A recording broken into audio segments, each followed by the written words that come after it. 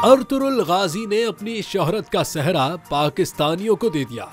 जी हाँ, मकबूल तारीखी तुर्क ड्रामे अर्तुगरुल गाजी में मरकजी किरदार अदा करने वाले तुर्किया के अदाकार इंजन अल्तान दोज़तान ने अपनी आलमी शोहरत का क्रेडिट पाकिस्तान और पाकिस्तानियों को दे दिया। उन्होंने हाल ही में सऊदी अरब में मुनक्किद होने वाले रेड सी फिल्म फेस्टिवल के एक इवेंट में बताया कि उनके ड्रामे को वैसे तो उनके मुल्क में पहले ही शोहरत मिल चुकी थी, लेकिन पाकिस्तान में उसकी मकबूलियत ने उन्हें एक अलग ही मकाम पर पहुंचा दिया। दुनिया भर में उनकी मकबूलियत में इजाफा हुआ।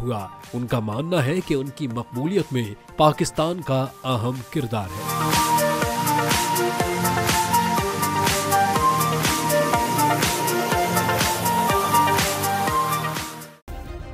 सब्सक्राइब करें और बेल दबाएं ताकि कोई खबर रह न जाए।